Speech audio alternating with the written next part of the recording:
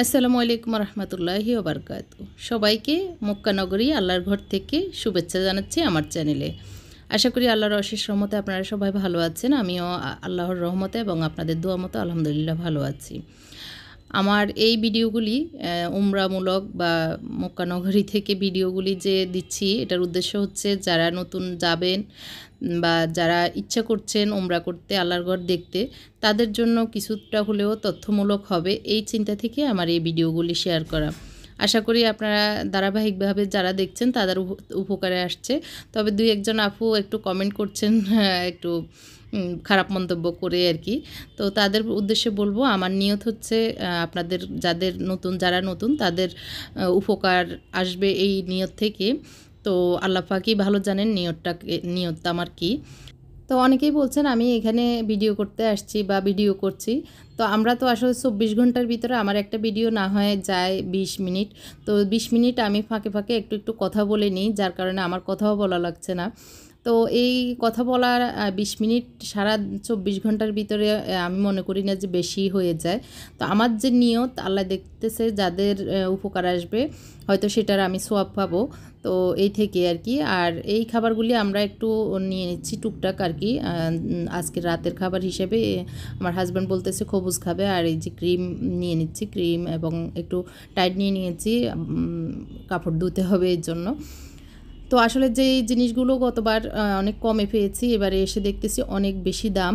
তো আপনারা যারা পার্সোনালি আসবেন একটু হিসাব করে আসবেন আর কি। খরচ মানে মিডিয়াম আমাদের মতো যারা ফ্যামিলি, তাদের একটু খরচ বেশি মাথায় রেখে আসতে হবে। আর মুআল্লিমদের সাথে আসলে আমি মনে করি খরচ কম। তো পার্সোনালি আসলে তো একটা রুমে নিজেরা পার্সোনালি থাকা হয়, সেই ক্ষেত্রে খরচটাও একটু বেড়ে যায়। রাতের মক্কা নগরী বাইতুল্লাহ শরীফ। আল্লাহর প্রেমের পাগল পাখিরা কিন্তু এই যে আনাগোনা চলছে, যত রাগাতি হোক আর যত বড়ই হোক, সব সময় আল্লাহর ঘরের আশপাশে মানুষ হাঁটছে চলছে।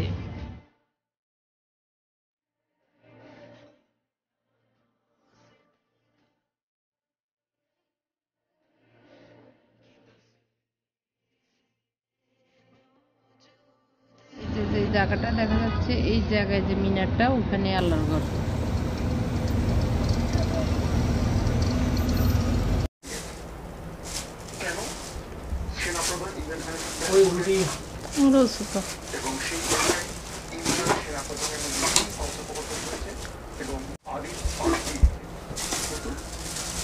কাকা ফল, আলু বোখারা, তারপর হচ্ছে এটারে আরবিতে কি বলে, খবুজ। আর এটা কি না, ক্রিম। এটা থাক, এটা আজকে করলেন। আর ওটা বাটার। তো যারা সৌদি আরবে অবস্থান করছেন বা যারা জানেন এই খাবারগুলি, তো কে কীভাবে খান জানি না। আমার হাজব্যান্ড বললো এইভাবে ওনারা এক সময় খেত। আমার হাজব্যান্ড আমার বিয়ের আগে কিন্তু সৌদি আরব ছিলেন 4 বছরের মতো আর কি। তো সেই থেকে ওনার আরবি কথা বলা, এই দেশের ভাষা, তারপরে হচ্ছে খাবার দাবার মোটামুটি জানাশোনা আছে। তো উনি বললো এইভাবে একটু ক্রিম দিয়ে আজকে খবুজ এভাবে খাবে। তো আমি একটু চিনি নিয়েছি, কারণ ভালো লাগতেছিল না, এই জন্যই। তো একটু চিনি ছিটিয়ে দেওয়াতে খুবই টেস্ট লেগেছিল। সকাল 10টা 12 মিনিট, একটু কফি খাবো। এই দুধটা রাতে কিনে আনা হয়েছে, এখন একটু কফির সাথে দিয়ে দেখি। এটা চিনি ছাড়া।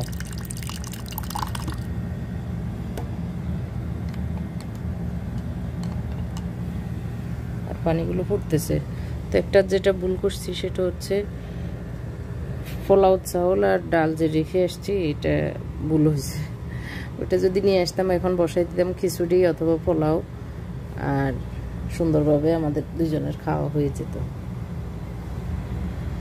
কারণ হচ্ছে গতবারের তুলনায় এবারে প্রত্যেকটা খাবার অনেক দাম বেড়ে গেছে। একটা ডিম 1 রিয়াল, মানে কত, 30 টাকা।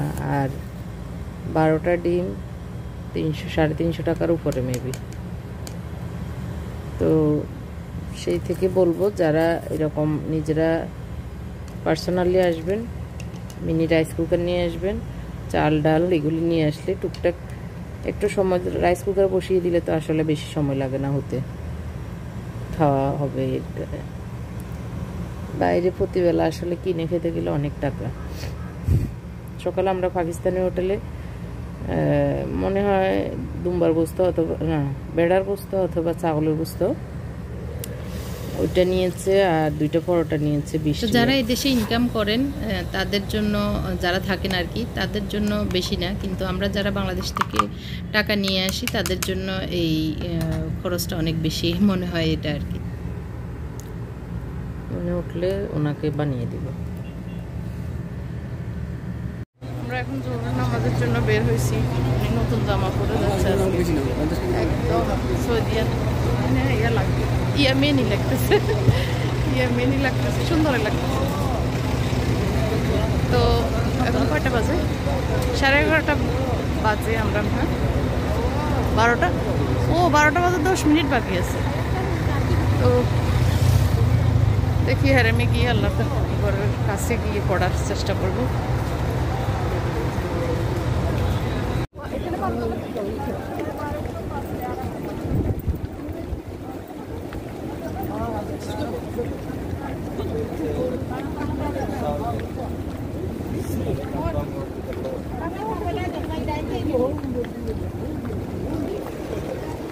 বাংলাদেশি এক বোন সহ আমরা একসাথে আজকে হেরেমে ঢুকতেছি আল্লাহর ঘরে।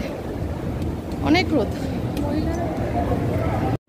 তো আমার হাজব্যান্ডকে বাইরে রেখে এখন ইয়েতে ঢুকছি মসজিদে। আর হচ্ছে আবহাওয়ার কথা বলবো, এখানে একদম যে অনেক গরম তা না, মোটামুটি সহনশীল আবহাওয়া নভেম্বর মাসে আর কি।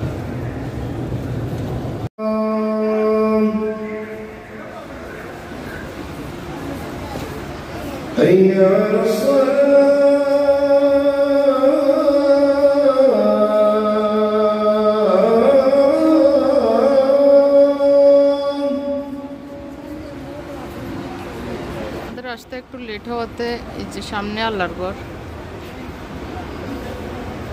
এই জন্য এখানে বসছি। কিন্তু এখানে অনেক নোংরা, অনেক ধুলাবালি, আমার জামা মেকআপ সব ভরে গেছে। যে ওনার জামা কাপড় এরকম সাদা হয়ে গেছে সবার।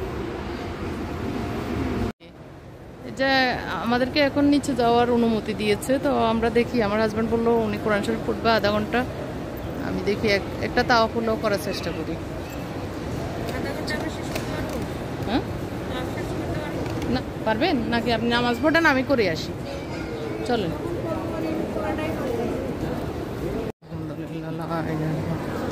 আল্লাহু আকবার, আল্লাহু আকবার, আল্লাহু আকবার, আল্লাহু আকবার, আল্লাহু আকবার, আমার আল্লাহু আকবার,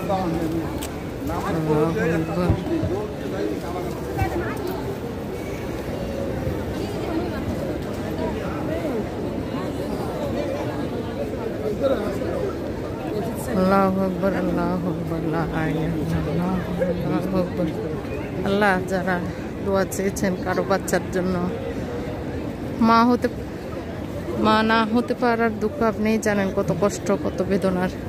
আল্লাহ, যাদেরকে সন্তান দেননি, যারা সন্তানের আকাঙ্ক্ষা করতেছে, আপনার ঘরের দোয়া চেয়েছেন, সবার যারা যারা দোয়া চেয়েছেন সন্তানের জন্য, আপনি তাদের দোয়াগুলি কবুল করে নিয়েন। যারা অসুস্থতার জন্য দোয়া চেয়েছেন, যাদের ভাইয়ের জন্য দোয়া চেয়েছেন, যাদের হাজব্যান্ডের জন্য দোয়া চেয়েছেন, আল্লাহ আপনি সবার দোয়া কবুল করিয়েন। তার সাথে সাথে আমার আশা, আমার মনের আকাঙ্ক্ষা আল্লাহ আপনি পূরণ করিয়েন। ইয়া মাবুদ মাওলা, আল্লাহ সবার হায়াত দান করিয়েন। যত মুমিন মুসলমান আছেন সবাইকে এই ঘরে আনার তৌফিক দান করিয়েন, আসার তৌফিক দান করিয়েন, সবাইকে কবুল করিয়েন। আল্লাহ বারবার সবাইকে আসার তৌফিক দান করিয়েন। আল্লাহ আপনি বড় দয়ালু, দয়াময়, মেহেরবানি করেন। আমার পরিবারের উপর রহমত করেন। দুনিয়ার শান্তি, আখিরাতের মুক্তি চাই। আল্লাহ দুনিয়ার শান্তি, আখিরাতের মুক্তি চাই। তো আজকে দুপুরেও আল্লাহর রহমতে ইয়েতে হাতিমে নামাজ পড়তে পারছি। নামাজ পড়ে এই যে চলে আসছি, এখন যাচ্ছি খাবার খেতে। এই যে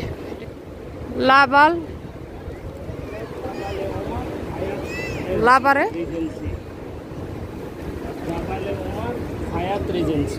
রিজেন্সি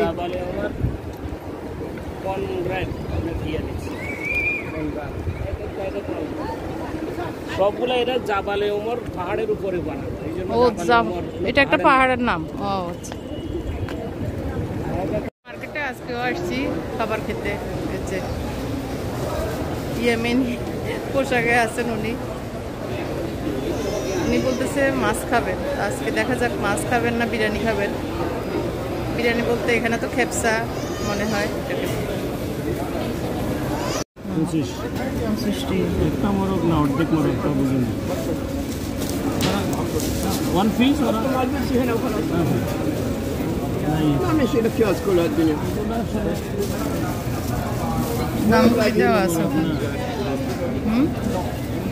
ভালো হাজবেন্ডও আল্লাহর একটা বড় নিয়ামত, কারণ যাদের হাজবেন্ড অনেক ভালো তাদের দুনিয়াটাই জান্নাত। আলহামদুলিল্লাহ, আল্লাহ শুকরিয়া। আমার হাজবেন্ড যে এত ভালো আসলে বলে শেষ করতে পারবো না। তো এখন এই সফরটা হচ্ছে একদম আমরা দুজন, এর আগের যত সফর ছিল ছেলেদেরকে সহ এবং অনেক সময় মা বাবাও ছিল, ভাই বোনও ছিল। তো এবারে একদম স্পেশাল আল্লাহর ঘরে এসেছি শুধুমাত্র আমরা দুজনেই। তো যদিও ছেলেরা নাই, ওদের জন্য খারাপ লাগতেছে, তারপরেও এটার ভিতরেও একটা অনেক আনন্দের বিষয় আছে। নিরিবিলি দুইজন একসাথে আল্লাহর ঘরের কাছে আছি, এর চেয়ে বড় নিয়ামত আমি মনে করি আর কিছুই নেই। এর চেয়ে মানে বড় আনন্দের আর কিছুই নেই, আলহামদুলিল্লাহ। তো ভালো হাজব্যান্ডের কথা বলছিলাম এই জন্যই যে খাবার দাবার থেকে শুরু করে সার্বক্ষণিক যে কেয়ার ভালো স্বামীরা করে, ভালো হাজব্যান্ডেরা করে, এটা স্ত্রীরা যারা করে আর যারা অনুভব করে, যারা এই কেয়ারটা অনুভব করে, তাদের সুখের চেয়ে আর সুখ কোনোটাই নেই। আল্লাহ পাক সব বোনদের হাজব্যান্ডদেরকে আল্লাহ পাক যেন অনেক বেশি ভালো মন মানসিকতার দেন। আল্লাহ পাক যারা অসুখে আছেন হাজব্যান্ডকে নিয়ে, আল্লাহ পাক যেন তাদের হাজব্যান্ডদের অন্তরে রহমত সৃষ্টি করে দেন, স্ত্রীদের প্রতি দরদ সৃষ্টি করে দেন, এই দোয়া করে। তো জোহরের নামাজ পড়ে এসে আসার পথে তো খেয়ে এসেছি, তো মনে হচ্ছে যে একটু চা খেলে ভালো লাগবে আরও। ওখানে যেহেতু হাঁটা চলা বেশি হয়, ঘুম কম হয়, তো একটু চা কফিটা ভালোই লাগে। তো সেই থেকে এখন আবার একটু পরেই জোহরের নামাজ পড়তে যাব, কারণ আমরা খেয়ে আস্তে আস্তে প্রায় আসরের সময় হয়ে গিয়েছে। তো এই জন্য একটু পরে বেরিয়ে যাব, তার আগ দিয়ে চা বানিয়ে নিচ্ছি, চাটা খেয়ে নিচ্ছি, খেয়ে তারপরে আবার আসরের জন্য বেরিয়ে যাব। তবে আজকে একটু আমার হাজব্যান্ড সহ আমরা বলতেছি আর কি, রাসূলের ঘরটা দেখতে যাব। ওইদিকে যাওয়া হয়নি এবার আসার পর থেকে, 4 দিন হয়ে গেছে অলরেডি। তো উনি সহ আমরা ভাবতেছি আসরের নামাজ পড়ে তারপরে ওইদিকে ঘুরে তারপরে মাগরিবের নামাজের জন্য সহ আমি একবার আল্লাহর ঘরের কাছে চলে যাব আর কি, ওনাকে রেখে। তো এটা চিন্তা থেকেই বলা, দেখা যাক যদি সময় হয় আমরা আসরের নামাজটা উপরে পড়ে হাঁটতে হাঁটতে রাসূলের ঘরের ওইদিকে যাব। তো আপনাদের সাথে শেয়ার করব রাসূলের ঘরটা কেমন, যারা নতুন দেখেন নাই তাদের হয়তো ভালো লাগবে। আসলে দূর থেকে হোক কিন্তু দেখতে পারলে আমার মনে হয় আল্লাহর ঘর, রাসূলের ঘর, তারপর ওখানের অবস্থানটা ভালো লাগার কথা, যারা ইমানদার ভালো মনের মানুষ। তো এই চিন্তা থেকে আমার এই শেয়ারিং আর কি আপনাদের সাথে। তো খারাপ লাগলে আসলে খারাপ মন্তব্য না করে দেখবেন না, অসুবিধা না আমার ভিডিও। আমি যে দেখতেই কাউকে বাধ্য করছি তা না। তো এই তো আমার চা বানানো শেষ, আর উনি একটু খবরবার্তা ফুটতেছিল, তো উনিও চা খেয়ে আমরা একটু পরেই বেরিয়ে যাব। তো চাটা ভালোই হয়েছে, মশলার চা খুবই টেস্ট হয়েছে। তবে আরেকটু হলে ভালো হতো, কারণ শুকিয়ে একদম অল্প হয়ে গিয়েছে। তো আমি একটু বসে আরাম করে খেয়ে এখন বেরিয়ে যাচ্ছি। হচ্ছে 16ই নভেম্বর 2022 সাল বিকাল, এখন হচ্ছে 5টা 7 মিনিট। এটা হচ্ছে বাদশাহ ফাহাদের বাড়ি সংলগ্ন হচ্ছে আল্লাহর ঘর বাইতুল্লাহ। এটা নিয়ে অনেক আন্দোলনও হয়েছে এক সময়, ইরানিদেরকে অনেক ইরানিকে মেরেও ফেলছে এই আন্দোলনের কারণে। আমরা এখন যাচ্ছি রাসূল সাল্লাল্লাহু আলাইহি ওয়াসাল্লামের বাড়ির দিকে। এটা হচ্ছে নিচের অংশ, আমরা উপর দিয়ে যাচ্ছি।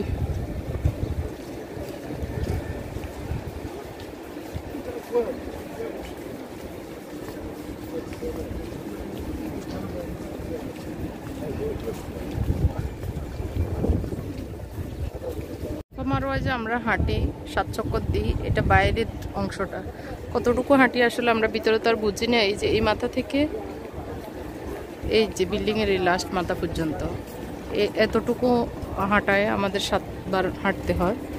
তো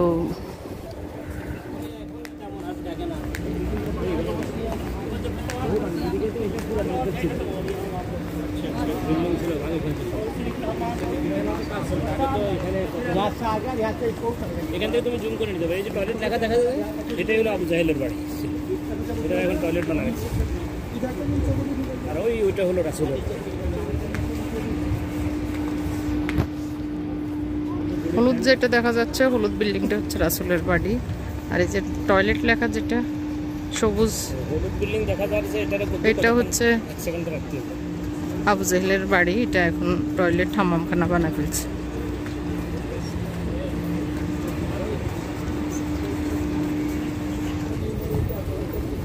আমরা এখন ধীরে ধীরে রাসূলের ঘরের দিকে এগোচ্ছি। রাসূল সাল্লাল্লাহু আলাইহি ওয়াসাল্লাম একসময় এই জায়গায় ছিলেন, বিচরণ করেছেন, ওনার পদধূলি এই রাস্তায় ছিল। এখান থেকে, এই বাড়ি থেকে এই যে সাফা মারওয়া কত 1 মিনিটের পথ হবে। এরপরে হচ্ছে আল্লাহর ঘর বাইতুল্লাহ। মক্কা নগরীতে শুধু পাহাড় আর পাহাড়, তাও পাহাড় যে আমাদের দেশের মনে হয় যে মাটি যে পাহাড়, ওগুলি না, ওগুলি হচ্ছে মানে পাথরের পাহাড়, শক্ত।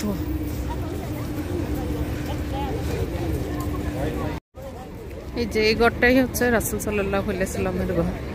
যারা এসে দেখে গিয়েছেন তারা তো জানেনই, তবে আবার নতুন করে দেখার ইচ্ছা মনে জন্মনে তারা দেখতে পারেন। আর যারা দেখেননি তারাও 2 নয়নে একটু দেখে নিতে পারেন, দূর থেকে হোক, তাও তো দেখা হবে ইনশাল্লাহ। তো অনেকেই ভিড় জমাচ্ছে, যাচ্ছে, ভিতরে ঢোকার সুযোগ নাই, বাইরে থেকে দেখে আসার।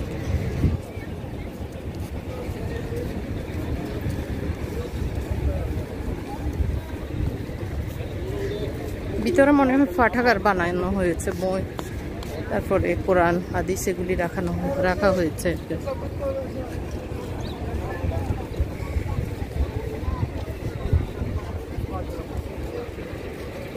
অনেকে দল বেঁধে, মানে যারা মুআল্লিমদের সাথে এসেছে গ্রুপে তারা গ্রুপে ঢুকতেছে। তো এখন আমি এই যে বাড়ির সামনে আছি, এটা হলো রাসূল সাল্লাল্লাহু আলাইহি ওয়াসাল্লামের বাড়ি। আর এখানে বাংলায় লেখা আছে মক্কা মুকাররমা লাইব্রেরির ভেতরের কিছু চিত্র, ভিতরে মানে বই, কোরআন হাদিস এগুলি আর কি।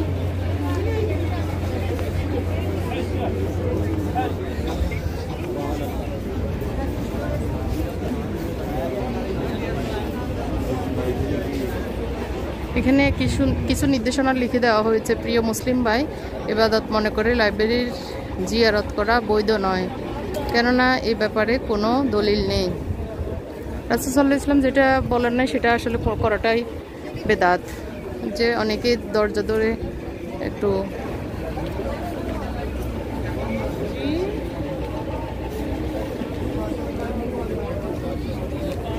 এখন ওই সাইডে একটু যাই।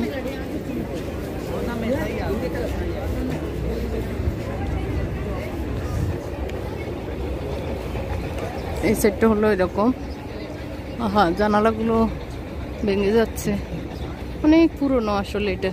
এটা মানে সংস্কার করছে না যাতে করে জনগণ দেখতে পারে, মুসলিমেরা দেখতে পারে, এরকম। কোনা থেকে এখন আমি বাম দিকে যাই, কি আছে দেখি। 2 নয়নে যে দেখবে তারই চক্ষু শীতল হবে, মনের শান্তি মিটবে আর কি।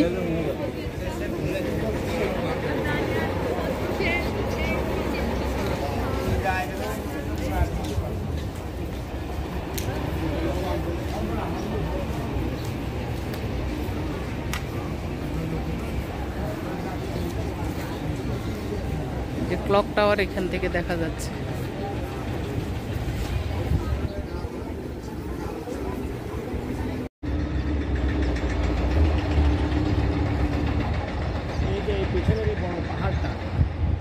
কথিত আছে যে এই পাহাড়েই আল্লাহ নবী সাল্লাল্লাহু আলাইহি সাল্লাম এই পাহাড়ে দাঁড়িয়ে হাতকে দ্বিখণ্ডিত করার যে ঘটনাটা আছে সেটা নাকি এই পাহাড়ে দাঁড়িয়ে করেছিল, এরকম একটা প্রবাদ আছে, সত্য মিথ্যা জানি না। রাসূলের গড়টা দেখে এখন আমরা চলে যাচ্ছি আবার হারিম শরীফে। এই রোড দিয়ে ওই দিক দিয়ে আসছি, এদিক দিয়ে যাচ্ছি। একটা গেটের নাম হলো বাব মুরাদ। ইঞ্জিনিয়ার মুরাদ পাকিস্তানের নাগরিক, তিনি এই বর্ধিত পরিকল্পনা কাবা শরীফের এই সংস্কারমূলক পরিকল্পনা ডিজাইন উনি করেছিলেন।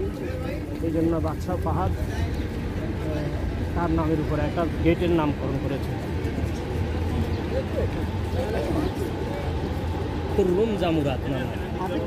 খুররুমজা মুরাদ উনি পাকিস্তান ইসলামী আন্দোলনের কেন্দ্রীয় নেতা ছিলেন, সেক্রেটারি জেনারেল ছিলেন।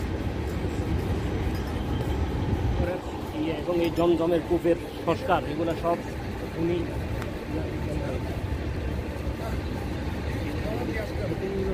আবু জাহেলের বাড়ি টয়লেট করে নিচ্ছে।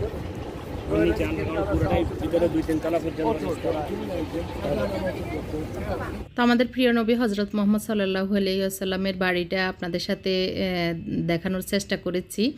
আশা করি ভালো লেগেছে। ভালো লাগলে কমেন্ট করে জানাবেন, আর ফুল ভিডিওটা আপনাদের কাছে কেমন লেগেছে কমেন্ট করতে ভুলবেন না। এই যে আল্লাহর ঘরের সামনে এখন আমরা চলে এসেছি, তো সবাই আমাদের জন্য দোয়া করবেন, আল্লাহ যেন সবাইকে ভালো রাখুক সেই দোয়া আমিও করছি। আল্লাহ হাফেজ, আসসালামু আলাইকুম।